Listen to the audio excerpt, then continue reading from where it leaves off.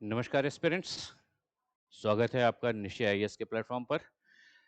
मैं अतुल निगम आज आपके साथ में फिर से अपने पुरानी बात को लेकर के आया हूं कि हम लोगों ने बात करी थी कि हम लोग सी सेट को कैसे आसान बनाएंगे। तो सी सेट को आसान बनाने के लिए हमारी पिछली वीडियो में आपने देखा था, हम लोगों ने देखा था कि इसका सिलेबस क्या है, इसके सिलेबस में हम लोग किस तरीके से अपने आप को जस्टिफाई करें कि हम अपना 40% अचीव करें। तो 40% अचीव करने के लिए जो रास्ते बताए थे उसमें हमने आपके साथ में पिछली बार, क्योंकि सारी चीज़ों का डिस्कशन होता था और सारी चीज़ों में ये लगता था कि आपकी प्रॉब्लम सबसे बड़ी न्यूमेरिकल एबिलिटी में लगती थी। आपका टेंशन सबसे बड़ा होता था न्यूमेरिकल एबिलिटी में कि लगातार सीसैट का स्तर बढ़ रहा है, जिसमें अब न्यूमेरिकल एबिलिटी के क्वेश्चंस जो हैं वो भी हम आसानी से सॉल्व नहीं कर पा रहे हैं। तो इस डिस्कशन को हम लोगों ने कंटिन्यू किया था कि खाली न्यूमेरिकल एबिलिटी ही नहीं, आप किस तरीके से कितने आसान तरीके से अपने 40% को स्कोर कर सकते हैं, 40% को अचीव कर सकते हैं और बगैर और अपना सारा का सारा टाइम सेव करके आप कैसे अपने प्रीलिम्स के बाकी सब्जेक्ट्स के लिए, जीएस के लिए इन्वेस्ट करें, ताकि आपको बेहतर से बेहतरीन रिजल्ट मिले। तो बेहतरीन रिजल्ट के लिए पिछले सेशन में हम लोगों ने न्यूमेरिकल एबिलिटी को डिस्कस किया था। इस बार मैं आपके साथ में डिस्कस करता हूं कि इसी का एक और सेगमेंट है जिसको हम लॉजिकल रीजनिंग कहते हैं। तो लॉजिकल रीजनिंग भी आप लोगों को लगता है कि थोड़ी सी मुश्किल है। मैं फिर से वापस अपनी बात पे आता हूं कि हम लोगों ने कई मुद्दों पर डिस्कस किया कि कैसे हम चीज़ों को अपनी स्ट्रेंथ को पहचानें और अपनी स्ट्रेंथ को पहचानने के बाद में अगर हम अपनी स्ट्रेंथ के हिसाब से काम करेंगे, हमारा कॉन्सेप्ट क्लियर होगा, हमारी स्ट्रेटेजीज अच्छी होंगी, तो हम उन अच्छी स्ट्रेटेजीज को अप्लाई करके बहुत आसान तरीके से अपने मंजिल पर पहुंच सकते हैं। तो ठीक है, तो न्यूमेरिकल एबिलिटी के लिए हो गया था। हमने आपसे कहा कि कॉन्सेप्ट्स की क्लियरिटी, अगर आपने कहा कि मुश्किल हो रहा है, स्टैंडर्ड हाई हो रहा है सी सेट का, तो हमने आपसे पिछली बार भी यही कहा था कि जिसके कॉन्सेप्ट्स की क्लियरिटी है, उसकी लिए कोई भी चीज़ मुश्किल नहीं है। मुश्किल और आसान की सिर्फ एक परिभाषा है, जो हमें आता है वो आसान है और जो हमें नहीं आता वो मुश्किल है। तो और आने और ना आने के बीच में क्या है? आने और ना आने के बीच में आपकी स्ट्रैटेजी है, आपकी रणनीति है कि आपने अपने गोल तक पहुँचने के लिए अपने आप को किस हिसाब से प्रिपेयर किया है, कौन-सा पाथ चूज़ किया है, किस तरीके से किया है। तो पिछली बार हम लोगों ने जब डिस्कस किया था तो हमारे पास में था कि हम आपके साथ में सीसैट को डिस्कस कर रहे थे। तो सीसैट को डिस्कस करने के लिए हमने आपके साथ में पिछली बार एक रिव्यू करते हैं कि पिछली बार हम लोगों ने कैसे क्या डिसाइड किया था कि सीसैट है। तो सीसैट में हम हमारे पास में हम लोगों ने डिस्कस किया कि इसके सब्जेक्ट्स क्या हैं और इन सब्जेक्ट्स के ऊपर जाकर के हम किस तरीके से इसमें काम कर सकते हैं कि अपने सब्जेक्ट्स में हमारा ये सब्जेक्ट स्ट्रेंथ का है, हमने बात करी सीसैट की। तो सीसैट के लिए हमारे पास में आया कि इंग्लिश, कन्वर्सेशन, हमने 3 सब्जेक्ट को हाइलाइट किया था। Numerical ability means maths, numerical ability के बाद में हम गए थे रीजनिंग पर, लॉजिकल रीजनिंग पर। तो लॉजिकल रीजनिंग से फिर लास्ट टाइम हम लोगों ने टेस्ट किया था अपने आप को कि मैथ्स बहुत मुश्किल है। तो मैथ्स के ऊपर हम लोगों ने कुछ क्वेश्चंस किए थे और उन क्वेश्चंस को करने के बाद में हमने पाया कि नहीं, अगर हमारे कॉन्सेप्ट्स क्लियर हैं तो स्टैंडर्ड कितना भी अबव हो जाए, कितना भी सीसैट का या किसी भी सब्जेक्ट में कोई भी स्टैंडर्ड अगर हम करते हैं कि लेवल टफ हो रहा है, डिफिकल्टी लेवल टफ हो रहा है, तो अगर हमारे कॉन्सेप्ट्स क्लियर है, हमने ठीक से पढ़ा हुआ, हमारा पाथ ठीक है, तो हमारे पास में कहीं कोई प्रॉब्लम नहीं है। उसी तरीके से आज अगर हम आपको एक रीजनिंग के लिए एक कुछ क्वेश्चंस आपके साथ में डिस्कस करना चाहेंगे, जिससे आपको लगेगा कि अगर अतुल सर कोई बात कह रहे हैं, अगर निश्चय आईएएस के प्लेटफॉर्म पर कोई बात ओपनली कही जा रही है कि ये टफ नहीं है, तो इसका मतलब ये टफ नहीं है। इसको पढ़ने की जो रणनीति है, इसको पढ़ने का जो तरीका है, गोल तक पहुंचने के लिए जो हमने रास्ता बनाया, उस रास्ते को सबसे पहले हमें उस रास्ते पर देखना है कि ये रास्ता जो है, ये रास्ता ठीक है, ये पाथ स्मूथ है, हम अगर इसमें थोड़े से कुछ कंकड़ पत्थर भी हैं, तो हम इसमें डर नहीं रहे। तो उन चीज़ों से हमको आगे बढ़ना उठना है। तो उसी चीज़ में कॉन्सेप्ट्स की क्लियरिटी के बाद में चैप्टर्स की बात हम लोगों ने करी थी और चैप्टर्स के बाद में जैसा कि लास्ट टाइम हम लोग मैथ्स के लिए एक बार डिस्कस कर चुके हैं, तो इस बार हम लोग डिस्कस करते हैं जाकर के रीजनिंग के लिए कि लॉजिकल रीजनिंग में हम लोग किस तरीके से करते हैं। कॉन्सेप्ट्स की ज़रूरत क्या है? क्यों सर इतना कॉन्सेप्ट पे कहते रहते हैं? तो अगर क्यों सर कॉन्सेप्ट पे इतना ज़ोर देते हैं, क्यों सर कॉन्सेप्ट्स के लिए इतनी सारी चीज़ें कह रहे हैं, तो वो हम आपको हर चैप्टर पर, हर बात पर, हर सब्जेक्ट पे बता सकते हैं कि कॉन्सेप्ट क्यों ज़रूरी है। आइए बात करते हैं रीजनिंग के लिए। तो रीजनिंग में भी आपके पास में बहुत सारे से क्वेश्चंस होते हैं। आपके पास में क्यूबिकल होता है, आपके पास में डायरेक्शंस होता है, आपके पास में डिस्टेंसेस होते हैं, आपके पास में तो बहुत सारे से चैप्टर्स हैं। उनमें से एक चैप्टर है आपका डायरेक्शन एंड डिस्टेंस। तो डायरेक्शन एंड डिस्टेंस, तो डायरेक्शन एंड डिस्टेंस का एक चैप्टर आज हम उठाते हैं कि हम ये देखते हैं कि हमारी प्रॉब्लम कहाँ पर है। बहुत सारे से बच्चे ऐसे हैं जिन्होंने जिंदगी में कभी इसके पहले जो आज 3 इयर्स फाउंडेशन का कोर्स कर रहे हैं और 3 इयर्स फाउंडेशन का कोर्स करने के बाद में आज वो पहली बार सी सेट की पढ़ाई कर रहे होंगे। तो उन्होंने आज से पहले कभी रीजनिंग देखी नहीं होगी, रीजनिंग के बारे में जाना नहीं होगा। और बहुत सारे से बच्चे ऐसे भी होंगे जो जानते भी होंगे। तो हम बहुत बेसिक बेसिक सी बातें करते हैं कि इसमें बेसिक बातों में कि आप ये जान लो कि कैसे कहाँ पर आपको प्रॉब्लम्स को सॉल्व करना है। तो अगर हम डायरेक्शन की बात करते हैं तो डायरेक्शन अगर हम एक जनरल क्वेश्चन करते हैं कि डायरेक्शन कितने होते हैं, तो एक आम आदमी क्या बताएगा? डायरेक्शन 4 होते हैं। ठीक है? डायरेक्शन अगर 4 हैं, ईस्ट, वेस्ट, नॉर्थ, साउथ सब जानते हैं। तो 4 डायरेक्शन हैं, तो 4 डायरेक्शन में अगर हम आपसे ये बात कहते हैं कि मेरे घर में सूरज मेरे इस तरफ से उगता है, तो मेरे लिए सबसे पहले बहुत बेसिक, बहुत ज़्यादा बेसिक, इतने बेसिक की आवश्यकता नहीं है, लेकिन अगर हम आपके साथ में कॉन्सेप्ट्स को डिस्कस कर रहे हैं कि from the very initial, from the very root अगर एकदम ज़मीन से उठना है, तो बेसिक इनिशियल कितना भी हो, अगर हम आपसे कॉन्सेप्ट की बात करें तो हमें वहीं से ही स्टार्ट करना है। तो डायरेक्शन की अगर हम आपके साथ में बात कर रहे हैं, तो डायरेक्शन की बात पे फिर हम एकदम बहुत ईज़ी से उठेंगे। आपको आ रहा है, बहुत अच्छी बात है, और अगर आपको नहीं आता है, तो आपको आ जाएगा।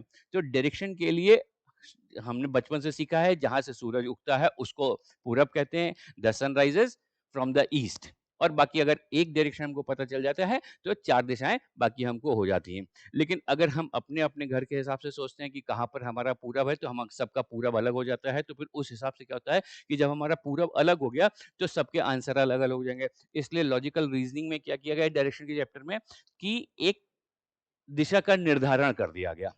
There is a fixation of the direction, कि डायरेक्शन आपकी फिक्स कर दी गई। और वो डायरेक्शन कैसे फिक्स कर दी गई कि अपर को हमने बना दिया नॉर्थ। अगर अपर हमारा नॉर्थ हो गया है, तो फिर हमारे पास में सारी चीज़ें फिक्स हो गई। ये साउथ हो गया, ये ईस्ट हो गया और ये वेस्ट हो गया। ठीक है? तो अब हमारी ये 4 डायरेक्शंस फिक्स हो गई।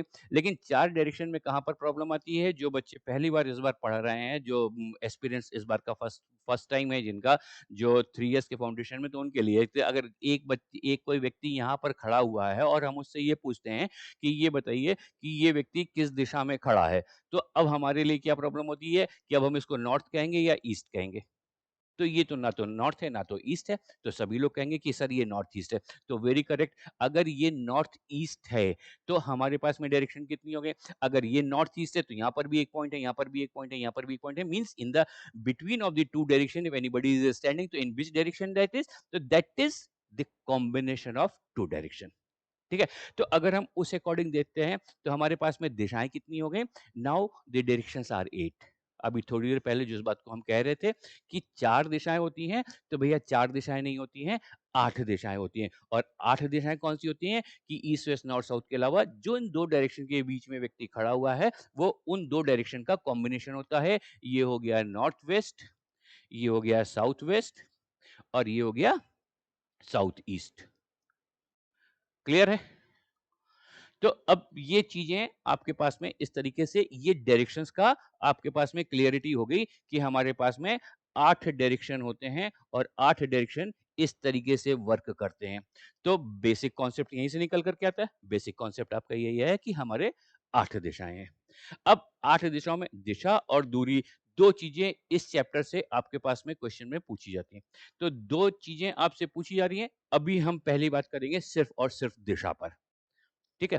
तो दिशा में इस तरीके से ये हो गया कि 8 दिशाओं के बाद में अब हम एक क्वेश्चन के माध्यम से जो कि आपसे पिछली बार पूछा गया तो हम सवाल पूछा उसी क्वेश्चन को लाकर के हम आपको सारे कॉन्सेप्ट्स क्लियर करते हैं। सिर्फ एक question, only single question can clear your all the confusions as well as give you the guidance also. The new aspirants who don't know about the direction chapter, they will aware of the direction, and those who know the direction, so how to perform in a short duration, how to believe in yourself, how to prove yourself, that is there. तो एक question लेते हैं कि Ram is moving बहुत छोटी-छोटी सी चीज़ों को मैं आपके साथ में लेकर के चलूँगा। हो सकता है कि वो आपको आती हुई हो सकता है कि वो आपको ना आती हुई। But that will help you any how, that is fix. वो आपके लिए वो छोटे-छोटे से बिंदु आपके लिए मददगार साबित होंगे। ये दैट फॉर श्योर है, 100%। ठीक है? तो हम कहाँ से कन्फ्यूज़न आता है? ये हुआ कि राम पूरब दिशा में 10 किलोमीटर चलता है।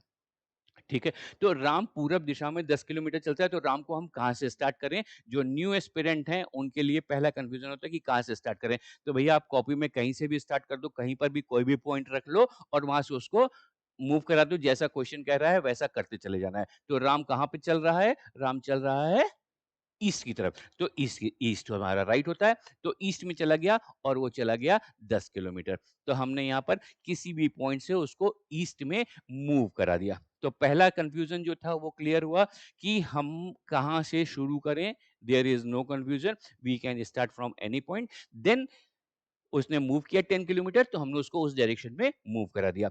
अब सेकंड पॉइंट क्या आता है कि Ram takes his right and walk for 5 kilometres. तो राम जो है वो अपने दाहिने मुड़ता है और 5 किलोमीटर के लिए फिर से वॉक करता है। तो अब यहाँ पर हमारा सेकंड कंफ्यूजन क्या है कि राम का दाहिना कौन सा होगा? जस्ट बहुत छोटी-छोटी सी बातें हैं, बहुत इनिशियल बातें हैं। लेकिन ये इनिशियल बातें अगर हम कॉन्सेप्ट की बात कर रहे हैं, तो अगर ये कॉन्सेप्ट आपको क्लियर है तो ही आप आगे बढ़ पाओगे। अगर इसमें ज़रा-सा एक बार के लिए, 1 सेकंड के लिए भी कोई भी एक भी कन्फ्यूज़न है कि कौन-सा उस राम का राइट कौन-सा होगा, तो फिर आप आगे नहीं बढ़ पाओगे ना। तो इसलिए आपको ये क्लैरिटी ज़रूरी है। Now who is Ram? Ram is yourself. आप खुद ही राम हो, आप अपने आप को इमेजिन करो कि the person who is walking that is yourself, वो आप खुद हो। तो जब आप खुद हो, तो आपका राइट है, आपका लेफ्ट उसका लेफ्ट है। तो राम अगर राइट में मूव करता है तो हमारा राइट किधर हो गया? हमारा राइट इधर हो गया। तो हम राइट मूव करके कितना वॉक कर लिया? 5 किलोमीटर और वॉक कर लिया। ठीक है? As per the question is saying.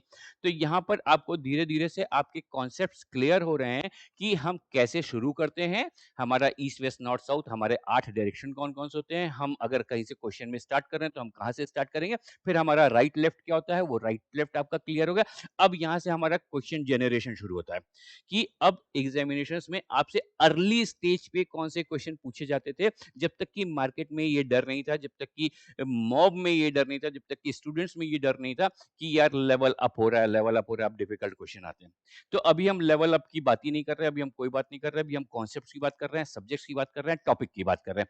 तो इनिशियल स्टेज में नो डाउट आज की तारीख में क्वेश्चंस का लेवल थोड़ा सा अप हुआ है, लेकिन किन के लिए अप हुआ है? जिनको नहीं आता। और किनके लिए अप नहीं हुआ कोई फ़र्क नहीं पड़ता, जिनको आता है। तो आप उनमें से एक हो जिनको आता है। आप उनमें से एक बनो जिनको कुछ आता है, जिनके कॉन्सेप्ट्स क्लियर हैं। तो अर्ली स्टेज पर कौन-सा क्वेश्चन आता था? अर्ली स्टेज पर क्वेश्चन आता था कि डायरेक्शन की बात करें तो in which direction Ram is moving? तो in which direction Ram is moving हमारे पास में क्लियर है, ये हमारा नॉर्थ होता था, ये हमारा साउथ होता था। तो हमारे पास में अब वो अगर इस तरफ मूव कर रहा है तो वो किस डायरेक्शन में मूव कर रहा है? तो अब वो साउथ में मूव कर रहा हो और वहां हमारा क्वेश्चन अर्ली एजेस में, अर्ली स्टेजेस में यहाँ पर हमारा क्वेश्चन खत्म हो जाता था और हम ऑप्शन को टिक कर देते थे कि ये ऑप्शन है और ये आंसर है और ये करेक्ट हो गया। ठीक है? अब इसमें धीरे-धीरे करके अगर हम लेवल अप करते हैं, अब धीरे-धीरे करके लेवल अप करते हैं, तो अब हमारे पास में इसमें दूसरा क्वेश्चन क्या जनरेट होता है कि एक पहला क्वेश्चन आया कि in which direction Ram is. Ram ने एक जगह से चलना शुरू किया, तो वो उसका इनिशियल पॉइंट था, वो इनिशियल पॉइंट से उसने चलना शुरू किया, वो 10 किलोमीटर ईस्ट की तरफ गया, then he takes a right turn, वो उसने दाहिना मुड़ा और वो 5 किलोमीटर चला और in which direction Ram is. Question क्या आया कि in which direction Ram is. तो और वहां पर पहला ऑप्शन क्या है एग्जामिनेशन हॉल में आपके पेपर में, आपके ऑप्शंस में पहला ऑप्शन आता है वहां पर कि राम साउथ में है। तो राम साउथ में आपने देखा कि राम साउथ की तरफ जा रहा है, लेकिन राम साउथ में है नहीं। राम साउथ की तरफ जा रहा है, लेकिन राम साउथ में है नहीं। इसमें क्या वेरिएशन है? इसमें क्या डिफरेंस है सर? इसमें कैसे क्या फ़र्क पड़ता है? तो बस यही छोटे-छोटे से कॉन्सेप्ट हैं जो आपको समझने हैं। राम किस दिशा में जा रहा है अगर प्रश्न है, तो राम जा रहा है साउथ में। लेकिन राम किस दिशा में है और उसमें उसने कहीं पर भी कोई भी नहीं दिया। क्वेश्चन 3 तरीके से हो सकता है कि प्रारंभिक बिंदु से राम किस दिशा में है, in which direction Ram is from the initial point, from the beginning point. तो ये हमारे लिए बहुत आसान हो गया, हमने बिगनिंग पॉइंट से देखा। इसमें थोड़ा सा हमने और वो कर दिया कि हमने इसमें प्रारंभिक बिंदु इनिशियल पॉइंट हटा दिया, हमने ये शब्द उसमें से हटा दिया कि राम प्रारंभिक बिंदु से किस दिशा में, हमने सिर्फ एक बात कर दिया, राम किस दिशा में है। क्लियर? तो ये अंडरस्टूड है, ये बाय डिफॉल्ट है, राम किस दिशा में है और राम किस दिशा में जा रहा है। ये फर्क आपको यहां पर महसूस करना है। अगर उसने पूछा है, सवाल ने ये पूछा है कि राम किस दिशा में है, तो आपको बाय डिफॉल्ट अंडरस्टूड कि ऑब्जर्वर कौन होगा, ऑलवेज ऑब्जर्वर होगा इनिशियल पॉइंट, जहां से बिगिनिंग पॉइंट, जहां से बिगिन किया गया है, जहां से शुरुआत करी गई है यात्रा की, वहां वो ऑब्जर्वर है और वहां से हम देखेंगे कि राम किस दिशा में है। Got it? तो राम के ऑब्जर्वर यहां से है, क्या करते हैं, हम इनको मिला देते हैं। राम यहां पर था तो इन दोनों को मिला दिया, तो अब ये जो डायरेक्शन निकलेगी तो ये होगा कि राम इस दिशा में है, क्योंकि observer always decided the direction. Observer always तय करता है कि राम किस दिशा में है। तो अब अगर हम देखते हैं, तो यहां पर देखते हैं, तो ये ईस्ट था, ये साउथ था, तो ये कौन सा डायरेक्शन हुआ, ये साउथ ईस्ट हुआ। तो हमने क्या पूछा यहां पर, राम किस दिशा में है, तो कौन सा एरो बना, डायगनली, तो diagonally downwards right side, that is south east. तो आंसर क्या हो गया, साउथ ईस्ट। क्लियर है? तो कैसे डिसाइड हुआ, अब इसमें दूसरा क्वेश्चन बनता है। अब इसी डायग्राम में, इतने ही क्वेश्चन में एक नेक्स्ट क्वेश्चन और जनरेट होता है, और वो क्वेश्चन जनरेट होता है कि राम से प्रारंभिक बिंदु किस दिशा में है। तो अभी ऑब्जर्वर कौन था, अब क्वेश्चन पलट गया, अब उसने बता दिया कि ऑब्जर्वर कौन हो गया, कि राम से, मतलब who is the observer, now the Ram is the observer. अगर राम ऑब्जर्वर है और यहां से देखा जा रहा है, तो अब हमारा एरो क्या हो जाएगी, जो ऑब्जर्वर होता है उसकी तरफ से देखते हैं, उसकी तरफ से एक एरो बना लेते हैं, तीर बना लेते हैं, जो भी आपको आसान लगे। तो अब ऑब्जर्वर यहां पर खड़ा हुआ है, तो अब हम अपवर्ड्स देख रहे हैं, अपवर्ड्स डायगोनल देख रहे हैं, और अपवर्ड्स डायगोनल देख रहे हैं, तो अपवर्ड्स डायगोनल क्या है, ये है। तो एरो ये बना हुआ है, तो अब कौन सा डायरेक्शन हो गया, अब ये डायरेक्शन हो गया between the north and the west. तो अब प्रारंभिक बिंदु किस दिशा में है, तो अब प्रारंभिक बिंदु है नॉर्थ वेस्ट में। बहुत छोटे छोटे से, हमने हमेशा इस बात पर जोर दिया कि आप ये देखें कॉन्सेप्ट क्या कह रहा है। अगर आपके कॉन्सेप्ट्स क्लियर हैं, तो क्वेश्चन की लैंग्वेज कुछ भी हो सकती है। अगर आपने क्वेश्चन की लैंग्वेज को पढ़ने में गलती नहीं करी है, तो आपका आंसर गलत नहीं होगा, क्योंकि आप आपको पता है। और अगर आपने क्वेश्चन ही गलत पढ़ लिया, फिर तो कोई कुछ कर ही नहीं सकता, फिर तो एक मिसअंडरस्टैंडिंग हो गई। कोई बात नहीं। तो अगर आपके कॉन्सेप्ट्स क्लियर हैं, तो डायरेक्शन कौन सी हो गई, डायरेक्शन हो गई north west, this is the answer. अब इस क्वेश्चन से यही कितने क्वेश्चन जनरेट हो सकते थे, राम किस दिशा में जा रहा है, राम किस दिशा में है, और राम से प्रारंभिक बिंदु किस दिशा में है। ये तीन क्वेश्चन डायरेक्शन के पॉइंट ऑफ व्यू से जनरेट हो सकते थे। वो तीनों क्वेश्चन करके आपने देख लिए, और इन तीनों क्वेश्चन को करने के बाद में आपका concept towards the direction clear हो गया कि हम डायरेक्शन को फाइंड आउट कैसे करते हैं। क्लियर है दोस्तों? तो बस यही है। अब इसी के ऊपर आप लोग थोड़े से सवाल करिए, थोड़े से क्वेश्चंस करिए, प्रैक्टिस करिए, और देखिए जहां पर जो भी आपको कंफ्यूजन आ रहा है, जहां पर जो भी, तो निश्चय आईएएस का ये प्लेटफॉर्म आपके पास में ऑलवेज अवेलेबल है। आप यहाँ पर आकर के पूछ सकते हैं, आप वहां से व्हाट्सएप करके पूछ सकते हैं, आप वहां से यूट्यूब चैनल पर क्रॉस क्वेश्चन कर सकते हैं। तो जिस भी तरीके से आपको ठीक लगेगा, अगर आपको कहीं कुछ पूछना, आपकी कहीं कोई क्योरीज हैं, आप कुछ भी पूछना चाहते हैं, तो आप पूछ सकते हैं। लेकिन आप पूछिए या ना पूछिए, मैं पर्सनली आपको सिर्फ एक बात हमेशा और हमेशा इंसिस्ट करता हूं कि the clarity of concept is mandatory. उसके साथ में कहीं कोई समझौता नहीं है।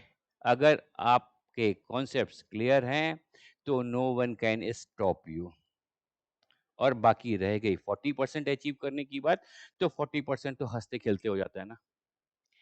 और 40% ही क्यों करना है, ये हम आपको पहले बता चुके हैं, क्योंकि इसके मार्क्स ऐड नहीं होने, तो हम इसमें अपना सारा-सा टाइम इन्वेस्ट क्यों करें?